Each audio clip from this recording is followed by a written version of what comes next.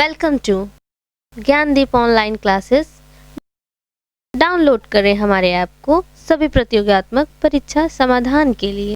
नमस्कार मित्रों, आज इस वीडियो के माध्यम से आप लोग क्रिया के बारे में देखेंगे। क्रिया क्या होता है। हिंदी में बहुत ही महत्वपूर्ण स्थान है क्रिया का। सरल शब्दों में इसे हम कह सकते हैं जिस शब्द के द्वारा कुछ करना या होना पाया जाए उसको हम क्रिया कहते हैं। अब एक प्रश्न उठता है मन में कि आखिर किन शब्दों के द्वारा कुछ करना या होना पाया जाता है। क्या इसका कुछ सीमित शब्द है? क्या किसी विशेष परिक्षेत्र में, किसी विशेष स्थिति में ऐसे शब्दों का प्रयोग किया जाता है? ध्यान देना है, इसके लिए कोई निश्चित सीमित क्षेत्र नहीं है। कोई भी गतिविधि हम फॉलो करते हैं, अपनाते हैं, कुछ करते हैं तो उसको हम जो जिसमें करना या होना पाया जाए, चाहे किसी भी स्थिति में, उसको हम क्रिया कहते हैं। अब अगर परिभाषित रूप में इसको पेश करना हुआ, इसकी परिभाषा बनानी हुआ, इसकी परिभाषा हमको पेश करनी है तो हम क्या कह सकते हैं? परिभाषा के रूप में हम कह सकते हैं कि जिस शब्द के द्वारा किसी काम का करना या होना पाया जाए, या कर्ता जिस काम को करता है, कर्ता द्वारा कुछ समझा जाए, किसी काम को होने को पाया जाए या समझा जाए, उसको हम क्रिया कहते हैं। तो आप लोग टॉपिक बनाएंगे, हेडिंग बनाएंगे, सब लोग नोट्स बनाते चलिए। क्रिया बहुत आसानी से समझ जाएंगे। क्रिया चाहे आपको यूपीएसआई के लिए पढ़ना हो, चाहे किसी भी टेट या सीटेट के लिए पढ़ना हो, किसी भी वन ईयर एग्जाम के लिए पढ़ना हो, कहीं भी अगर क्रिया पूछी जाती है तो इससे ज़्यादा आपको सोचने की ज़रूरत नहीं पड़ेगी। तो क्रिया, इसको सरल शब्द में हम कह सकते हैं कि करना या होना जिसमें पाया जाए, करना या होना जिसमें पाया जाए उसको क्रिया कहते हैं। अब करना या होना कैसे पाया जाता है? जैसे हम कहें कि दौड़ना, खाना, पीना, सोना, उठना, बैठना, पढ़ना, पढ़ाना, ये सब क्रिया है। इसमें देखिए कुछ ना कुछ करना या होना पाया जा रहा, इसको हम क्रिया कहेंगे। तो इसको अगर परिभाषित करना हुआ, परिभाषा के रूप में पेश करना हुआ, तो आप लिख सकते हैं कि जिस शब्द से किसी काम का करना या होना समझा जाए या पाया जाए उसे हम क्रिया कहते हैं। जिस शब्द से किसी काम का करना या होना पाया जाए, करना या होना पाया जाए उसे क्रिया कहते हैं, उसे क्रिया कहते हैं, क्रिया कहते हैं। देखिए कितनी सरल परिभाषा है, कितनी आसानी से समझने वाली बात है ये। इसको नहीं पता होता तो स्टूडेंट बहुत टिपिकल मानकर बैठ जाते हैं। टिपिकल नहीं भाई, हिंदी बहुत आसान है, बहुत आसानी से समझ सकते हैं, उसे हम क्रिया कहते हैं। अब इसका कैसे निरूपण किया जाए कि कैसे कुछ करना या होना पाया जा रहा है? जैसे हम कहें पढ़ना, पढ़ना कह सकते हैं, एक क्रिया हो गया। दूसरा कह सकते हैं खाना, ये भी एक क्रिया है। पीना, ये भी एक क्रिया है। दौड़ना, ये भी एक क्रिया है। अब एक चीज़ देखिए, अगर हम क्रिया को बिना किसी कर्ता के माध्यम से शो कर रहे हैं तो लास्ट में इसमें ना पाया जा रहा, ना शब्द पाया जा गया क्रिया को पहचानने के लिए। इस ना के आधार पर देखें, क्रिया की अपनी कुछ विशेषता होती है, इसका कुछ अपना विशेष योगदान होता है। पहली विशेषता क्या होती है? पहली क्रिया की पहचान क्या होती है? ये एक विकारी शब्द है। क्रिया को हम क्या कह सकते हैं कि क्रिया एक विकारी शब्द, विकारी शब्द है। क्रिया विकारी शब्द है या शब्द होता है। अब मन में प्रश्न आता है, जिसको नहीं पता होगा कि विकारी क्या होता है। विकारी मतलब होता है कि जिसमें किसी प्रकार का विकार उत्पन्न हो, किसी प्रकार का परिवर्तन उत्पन्न हो, जिसमें किसी प्रकार का परिवर्तन किया जाए उसको हम विकारी कहते हैं। तो विकारी को अगर लेना है तो आप कह सकते हैं विकारी को सरल शब्द में कह सकते हैं परिवर्तन, जिसमें किसी प्रकार का परिवर्तन उत्पन्न किया जाए उसको हम विकारी कहते हैं। और ये लक्षण क्रिया से हटकर भी संज्ञा में होता है, विशेषण में होता है, क्रिया विशेषण में होता है, बहुत सारे शब्दों में होता है। लेकिन हम यहाँ दूसरे टॉपिक पर नहीं जाएंगे। जिस टॉपिक को हम ले रहे हैं क्रिया है, तो क्रिया को समझिए कि पहला कॉन्सेप्ट समझेंगे, क्रिया एक विकारी शब्द होता है। अब मन में आ रहा विकारी क्या होता है? विकारी मतलब परिवर्तन। कैसा परिवर्तन? जो लिंग वचन कर्ता के आधार पर परिवर्तित किया जा सके उसको हम परिवर्तन कहते हैं। किसी प्रकार का परिवर्तन जो लिंग के आधार पर जिसमें परिवर्तन किया जा सके, वचन के आधार पर जिसमें परिवर्तन किया जा सके, पुरुष के आधार पर जिसमें परिवर्तन किया जा सके, उसको हम विकारी कहते हैं। जैसे एक उदाहरण हम लें, जैसे हम छोटा सा उदाहरण लेते हैं कि वह खेलता है, मान लीजिए कह दिया गया, सपोज करिए कहा गया कि वह खेलता है, ठीक है, वह खेलता है। अब कैसे विकारी होता, हम पहले इसको आपको समझाने की कोशिश कर रहे हैं। वह खेलता है, ये ले लेते हैं इधर। चलिए, जैसे कह दिया गया कि वह खेलता है, वह खेलता है, खेलता है, ध्यान दीजिएगा। वह देखिए, ये एक वचन की कर्ता, एक वचन का कर्ता है। इसको अगर हम किसी संज्ञा के रूप में परिभाषित करें, जैसे कहें कि मुकेश खेलता है, मुकेश खेलता है, ध्यान दीजिएगा, मुकेश खेलता। अब इसमें देखिए मुकेश क्या है, कर्ता है, खेलने वाला मुकेश है। यहाँ पर खेलना बोला गया, तो जब खेलना बोला गया तो कर्ता मुकेश के द्वारा खेलना पाया गया। अब इसी मुकेश को अगर हम बदल दें, वचन को बदल दें, कर्ता को बदल दें, इसके लिंग को परिवर्तित कर दें या वचन को परिवर्तित कर दें, इसके पुरुष को परिवर्तित कर दें, तो क्या ये तब भी खेलना ही बोला जाएगा? जैसे हम चलिए वचन को परिवर्तित कर दे रहे हैं या लिंग को परिवर्तित कर दे रहे हैं, मुकेश की जगह हम रीता कर दे रहे हैं। अब यहाँ लिख दे रहे हैं रीता खेलता है, रीता खेलता है। अब आप लोग बताइए, यहाँ पर रीता स्त्रीलिंग कर दिया गया, ऊपर पुल्लिंग था, लिंग का परिवर्तन कर दिया गया, क्या तब भी खेलता है बोला जाएगा? तब नहीं बोला जाए खेलता, तब बोलना पड़ेगा कि रीता अगर दे दिया गया तो यहाँ खेलती है बोला जाएगा। तो इस तरह से देख रहे हैं कि इस क्रिया पर लिंग का प्रभाव पड़ा, वचन का प्रभाव पड़ा, पुरुष का प्रभाव पड़ा। तो जब किसी क्रिया पर या किसी शब्द पर लिंग का प्रभाव पड़े, वचन का प्रभाव पड़े, पुरुष का प्रभाव पड़े, उसके प्रभाव से उसमें विकार उत्पन्न किया जाए, परिवर्तन उत्पन्न किया जाए, इसका मतलब उसी को हम विकारी कहते हैं। तो यहाँ विकारी आपके समझ में आ गया होगा कि यहाँ पर पुल्लिंग था, एक वचन था, तो यहाँ पर खेलता बोला गया, यहाँ पर स्त्रीलिंग हो गया, एक वचन हो गया, खेलती बोलना पड़ रहा है। इस तरह से ये कहा जा सकता है क्रिया की जो प्रारंभिक पहचान है, जो क्रिया की सबसे ज़्यादा प्रभावी पहचान है, तो कह सकते हैं क्रिया विकारी है। तो क्रिया विकारी हो गया, परिवर्तन किया जा सकता है। इसी तरह से अगर हम बहुवचन की संज्ञा ले लें, बहुवचन का कर्ता ले लें, जैसे हम कहें लड़कियाँ, लड़कियाँ ले लिया जाए, लड़कियाँ। अब यहीं पर हमको लिखना है खेलता की जगह खेलती हैं, खेलती हैं, ठीक है। अब यहाँ पर लड़के ले रहे हैं, लड़के। अब क्या फिर यहाँ पर हम खेलती है बोल पाएंगे? नहीं बोल पाएंगे। लड़के खेलते हैं बोलना पड़ेगा, लड़के खेलते हैं। अब देखिए, इस लिंग के आधार पर बहुवचन की संज्ञा आ गई, बहुवचन की संज्ञा के आधार पर स्त्रीलिंग होने के कारण यहाँ खेलती बोलना पड़ा, यहाँ बहुवचन की संज्ञा होने पर पुल्लिंग होने के कारण यहाँ खेलते बोलना पड़ा। तो इसका मतलब है इस क्रिया में विकार उत्पन्न हुआ, इस पर लिंग का प्रभाव पड़ा, वचन का प्रभाव पड़ा, पुरुष का प्रभाव पड़ा। तो ये कॉन्सेप्ट क्लियर हो जाना चाहिए कि क्रिया विकारी शब्द होता है। अब कई बार एग्जाम में पूछा गया कि क्रिया विकारी होता है, अविकारी होता है। अविकारी मतलब होता है जिसमें परिवर्तन न करना पड़े, न परिवर्तन हो सके, न परिवर्तन किया जाए। हम आपको एक चीज़ और यहीं क्लियर कर दें। अब आपके मन में ये प्रश्न चल रहा होगा बताने से पहले कि आखिर ये तो विकारी हो गया, तो अविकारी क्या होता है? अविकारी कौन कौन शब्द हो सकता है? जैसे हम आपको पूरी लिस्ट दे दिए कि संज्ञा विकारी है, सर्वनाम विकारी है और विशेषण विकारी है, क्रिया विकारी है। तो आखिर कौन सा ऐसा शब्द होता है व्याकरण जो अविकारी होता है? संयोजक देख लिया जाए, समुच्चय बोधक देख लिया जाए, तो ये सब अविकारी होते हैं। जैसे एक छोटा सा उदाहरण विकारी अविकारी को लेकर के, क्रिया से थोड़ा सा हम हट रहे हैं आपको समझाने के लिए, क्योंकि जो शब्दावली है उसका कॉन्सेप्ट क्लियर हो जाना चाहिए। जैसे हम कहें कि वह छत पर खेलता है, ठीक है, वह छत पर खेलता है। चलिए लिंग बदल दे रहे हैं, यहाँ हम सीमा कर दे रहे हैं, सीमा छत पर खेलती है, सीमा छत पर खेलती है कह दिया गया, खेलती है। अब एक चीज देखिए, यहाँ वह बोला गया, पुल्लिंग हुआ, खेलता है बोला गया, यहाँ पर स्त्रीलिंग कर दिया गया सीमा, यहाँ पर खेलती है बोला गया, स्त्रीलिंग हो गया खेलती है। इसका मतलब है कि इसमें विकार उत्पन्न हुआ, क्रिया में विकार उत्पन्न हुआ, लिंग वचन पुरुष के आधार पर इसमें परिवर्तन हुआ। लेकिन एक चीज देखिए, आप लोग ध्यान दीजिएगा, यहाँ पर बोला गया, पर इसको हिंदी में कहा जाता है संयोजक। अब यहाँ ऐसा नहीं कि हम आपको टॉपिक से हटा रहे हैं, केवल विकारी अविकारी समझाने के लिए हम इसको प्रयोग कर रहे हैं। यहाँ पर बोला गया, तो पर एक तरह से संयोजक है। संयोजक मतलब होता है जो एक दूसरे को जोड़ने का कार्य करे, एक शब्द को दूसरे शब्द को जोड़ने का कार्य करे। खेलना और छत को जोड़ने का कार्य करा, इसलिए संयोजक हो गया। ये आप लोग पढ़ेंगे, जिसको अव्यय कहा जाता है हिंदी व्याकरण में। हिंदी व्याकरण में अव्यय है, अव्यय के अंतर्गत समुच्चय बोधक, संयोजक, ये सब शब्दावलियाँ आती हैं।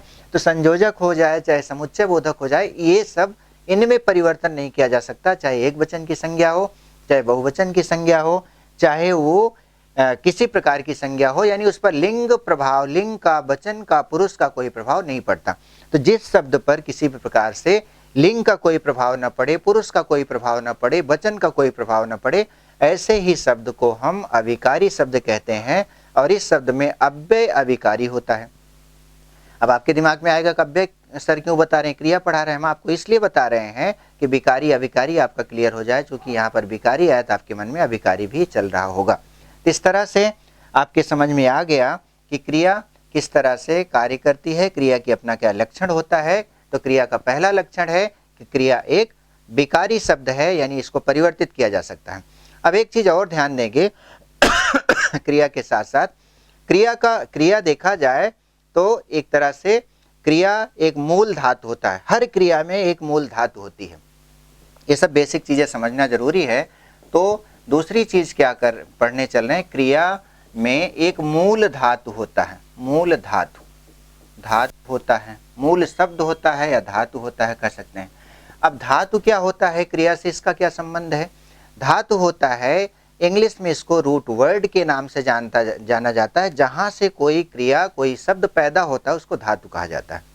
जहाँ से, जैसे हम आप पैदा हुए हैं, हमारी आपकी ओरिजिन कहीं से हुई है, तो जहाँ से हमारी आपकी ओरिजिन हुई है, वैसे ही क्रिया की कहीं न कहीं से ओरिजिन होती है। क्रिया कहीं न कहीं से पैदा हुआ है।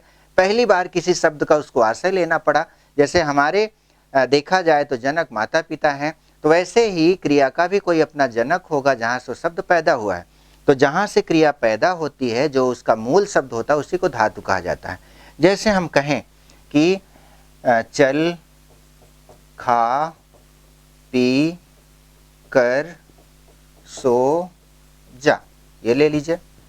ये सब एक धातु है। कैसे हम ये पहचानें कि कोई शब्दावली अगर हमारे सामने रखा गया, या वर्डों का समूह रखा गया, या अक्षर रखा गया, तो उसको हम धातु कैसे माने। तो जिस शब्द में या जिन वर्डों के समूह में ना जोड़ने से क्रिया का रूप बन जाता है, क्रिया बन जाता है, उसी ही वर्ड समूह को, उसी ही अक्षर के परस्पर समूह को हम धातु कहते हैं। अब जैसे इसी में ना जोड़ कर देखिए, ना जोड़ कर देखिए, एकदम मामला क्लियर हो जाएगा। ना जोड़ कर देख लीजिए, मामला क्लियर हो जाएगा। अब क्या बना, देखिए, चल में ना जोड़ दीजिए, चलना हो गया। इधर खा में ना जोड़ दीजिए, खाना हो गया। पी में ना जोड़ दीजिए, पीना हो गया। इसी तरह कर में ना जोड़ दीजिए, करना हो गया। सो में ना जोड़ दीजिए, सोना हो गया। जा में ना जोड़ दीजिए, जाना हो गया। तो आपसे अगर कोई पूछता है कि चलना में कौन सा धातु है, तो आप चल धातु बताएंगे। सोना में कौन सा धातु है, सो बताएंगे। यहाँ खाना में कौन सा धातु है, खा बताएंगे। तो क्रिया का एक तरह से मूल धातु होता है, अर्थात क्रियापद के उस अंश को कहते हैं, धातु अंश को कहते हैं, जो क्रिया को जन्म देता है, क्रिया को आगे बढ़ाता है। इस चीज को ध्यान रखिएगा। अब आ जाइए, क्रिया को कैसे परिभाषित किया जाए।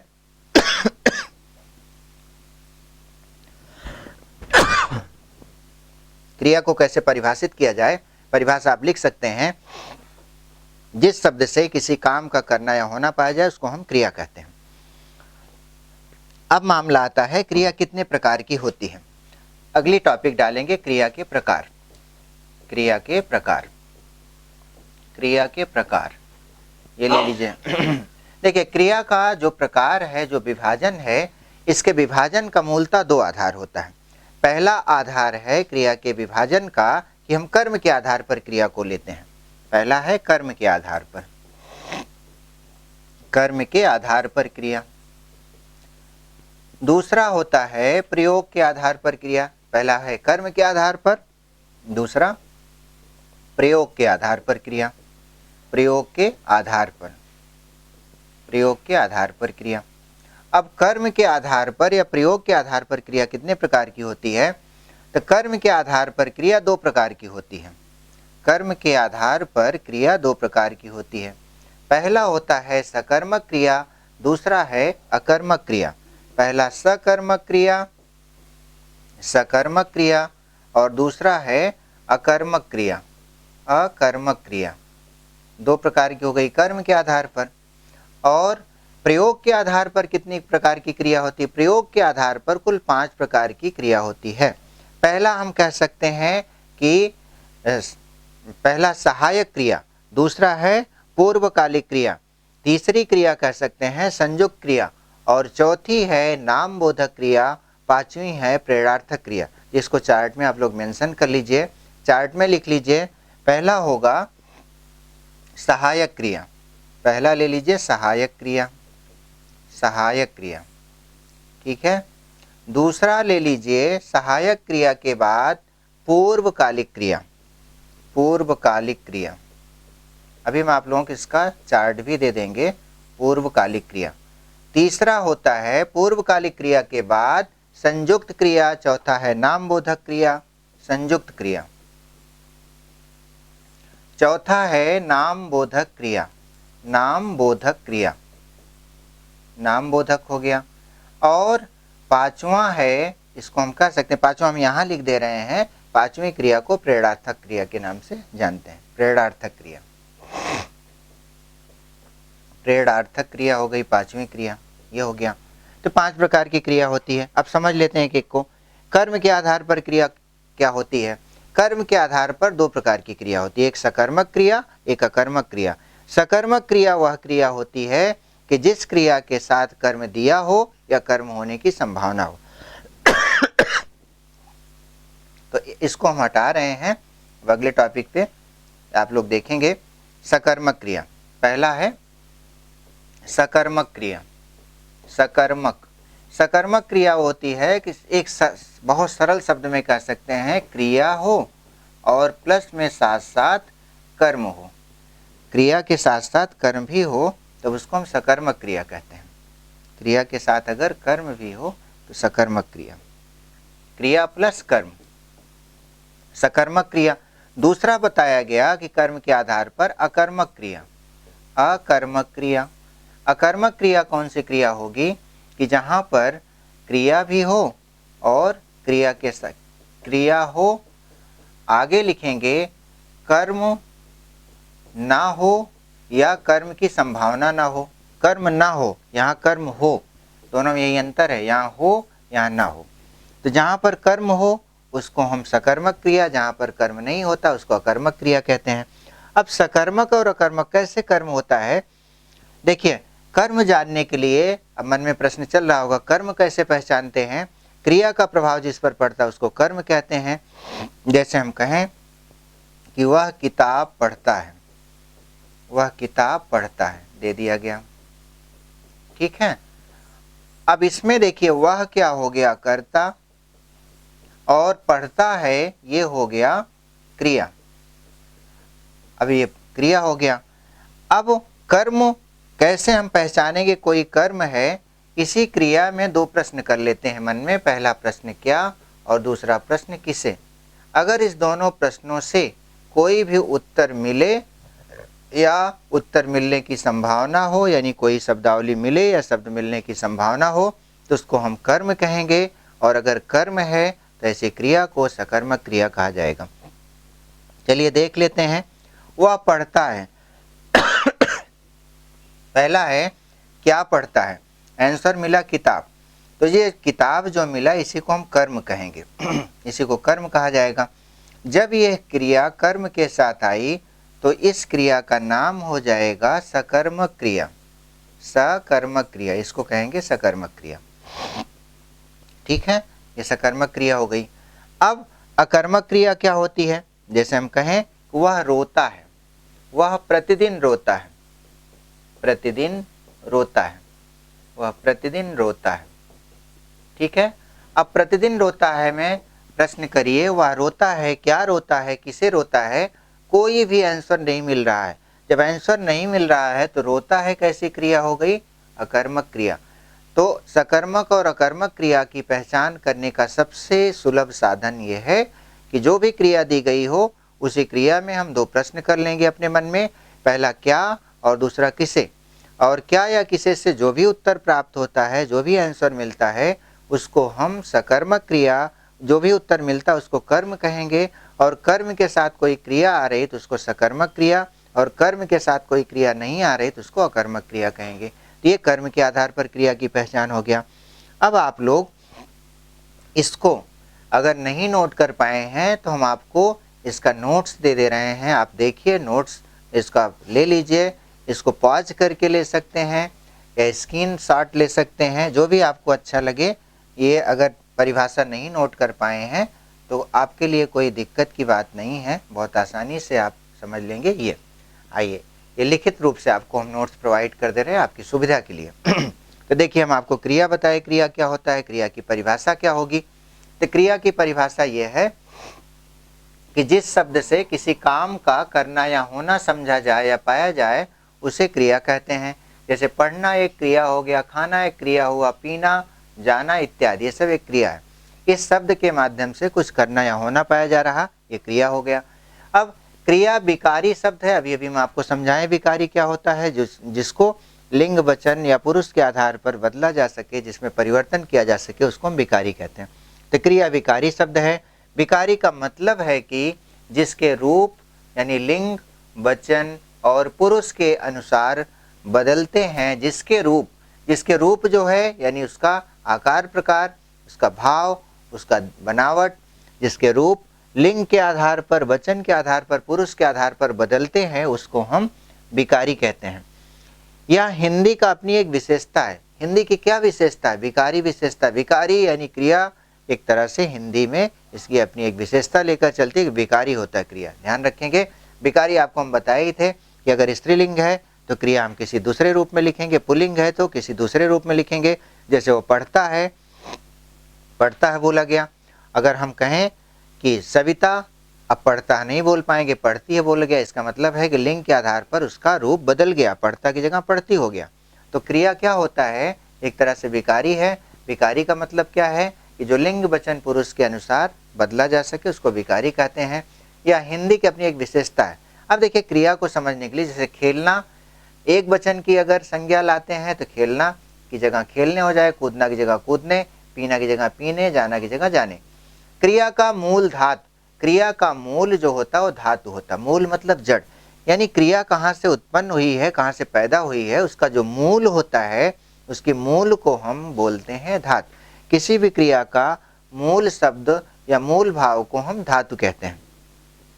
अब धातु क्या होता है? धातु अर्थात क्रियापद के उस अंश को कहते हैं जो किसी भी मुख्य क्रिया के प्रायः सभी रूपों में पाया जाता है। कोई भी मुख्य क्रिया हो उसमें सब में वो धातु पाई जाएगी। कोई भी मुख्य क्रिया ले लेते हैं, जैसे कहें वह पढ़ता है तो इसमें पढ़ना एक मुख्य क्रिया हो गई। वह खेलता है, खेलना एक मुख्य क्रिया हो गई। वह भोजन करता है, भोजन करना एक मुख्य क्रिया हो गई। वह प्रतिदिन पढ़ाता है, पढ़ाना एक मुख्य क्रिया हो गई। तो हर मुख्य क्रिया में एक मूल जो होगा उसी को हम धातु कहते हैं। तो जैसे पढ़ता है में पढ़ हो गया मूल, लिखता है लिख हो गया मूल, खेलता है खेलना हो गया मूल। इस तरह से जिन अक्षरों से क्रिया बनती है उन्हें धातु कहते हैं। आपको समझाने के लिए हमने यूज कर लिया।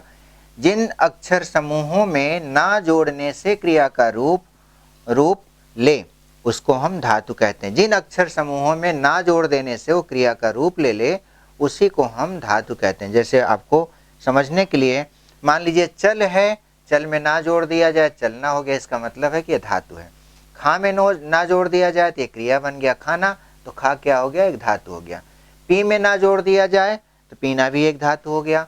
कर में ना जोड़ दिया जाए तो कर भी एक धातु हो गया, पी एक धातु हो गया। सो में ना जोड़ दिया जाए सोना हो गया, तो सो एक धातु हो गया। जा में ना जोड़ दिया जाए जाना हो गया, ये भी एक धातु हो गया। अब इस तरह से देखिए कैसे ये विकारी होता है, इसका भी कुछ लक्षण हम आपको यहाँ समझाने का प्रयास किए हैं। जैसे कहा जाए कि वह जाता है, तो जाता है वह सिंगुलर है, एक वचन है, अकेला है, तो वह जाता है, तो क्रिया जाता बोला गया। अब इसी को हम बदल करके बहुवचन में ला दिए तो क्रिया विकारी होने के कारण जाता नहीं लिखा जाएगा, बहुवचन की स्थिति में जाते लिखना पड़ेगा। इसका मतलब ये सिद्ध हो जाता है कि क्रिया विकारी है। कविता पढ़ती है, स्त्रीलिंग दे दिया गया। जब पढ़ती है तो यहाँ पढ़ती बोला गया, इसका मतलब है कि सिद्ध हो गया कि लिंग का भी प्रभाव क्रिया पर पड़ता है। लिंग के आधार पर क्रिया में परिवर्तन किया जा सकता है। तो यहाँ देखिए लिखा भी गया है, लिंग वचन के आधार पर क्रिया का रूप बदला अतः विकारी है। तो लिंग वचन के आधार पर क्रिया का रूप बदला, बेकारी है। एकदम सरल शब्द में आप लोग इसको समझे। अब आते हैं इसके अगले स्टेप पर। इसके अगले स्टेप पर मतलब और कुछ चीज़ें आप लोग पढ़ देखेंगे जो अभी अभी हम आपको बताए। क्रिया का प्रकार कितना होता है ये भी लिखित रूप में हम आपको दे दिया गया। चार्ट आप ना बना पाए तो इससे आप चार्ट मेंशन कर सकते हैं, बना सकते हैं। यही चार्ट आपको लेकर चलना है, यही क्रिया का इतना रूप होता है। देखिए क्रिया के प्रकार में बताया गया कि इसके प्रकार, इसके विभाजन को हम दो आधार में लेकर चलते हैं। दो आधार पर क्रिया को विभाजित किया जाता है। पहला हो गया कर्म के आधार पर क्रिया, दूसरा हो जाएगा कर्म के आधार पर क्रिया। पहला है कर्म के आधार पर क्रिया और दूसरा है प्रयोग के आधार पर क्रिया। तो कर्म के आधार पर क्रिया बताए, अभी अभी हम समझाए भी, अकर्मक क्रिया, सकर्मक क्रिया। और एक कर्मक द्विकर्मक होता है। सकर्मक को दो रूपों में बांटा गया है। जिस कर्म में, जिस क्रिया में एक कर्म पाया जाए उसको एक कर्मक सकर्मक कहते हैं, और जिस क्रिया में दो कर्म पाया जाए उसको द्विकर्मक सकर्मक कहते हैं। जैसे हम कहें कि वह मुझे हिंदी पढ़ाता है। हिंदी पढ़ाता है, देखिए ध्यान दीजिए, वह मुझे हिंदी पढ़ाता है।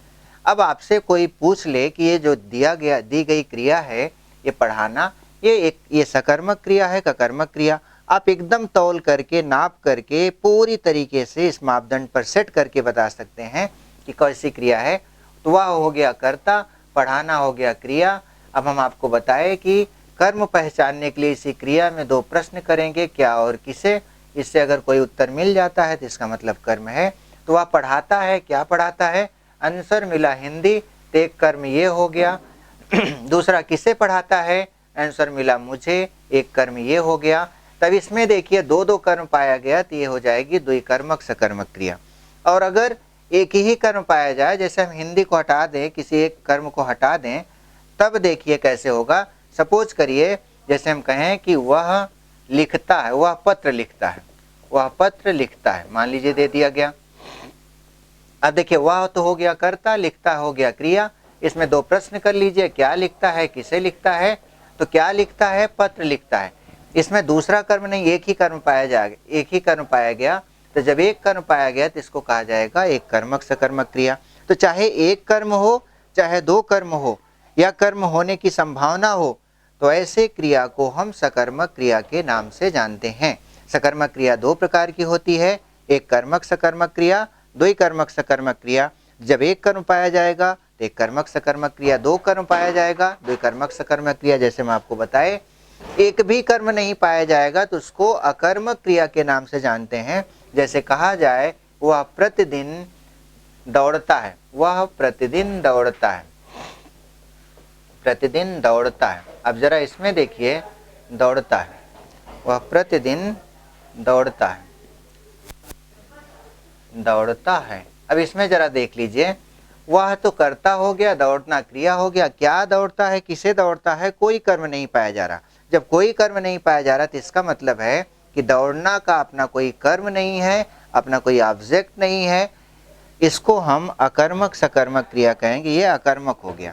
तो बहुत सरल शब्द में आप समझ सकते हैं कि जिस क्रिया का अपना कोई कर्म होता है उसको सकर्मक क्रिया, जिस क्रिया का अपना कोई कर्म ना हो उसको अकर्मक क्रिया। या दूसरे शब्दों में कह सकते हैं, जब क्रिया का प्रभाव वाक्य के किसी भी शब्द पर पड़े तो उसको सकर्मक क्रिया, और जब क्रिया का प्रभाव वाक्य के किसी भी शब्द पर नहीं पड़ता है तो उसको अकर्मक क्रिया के नाम से जानते हैं।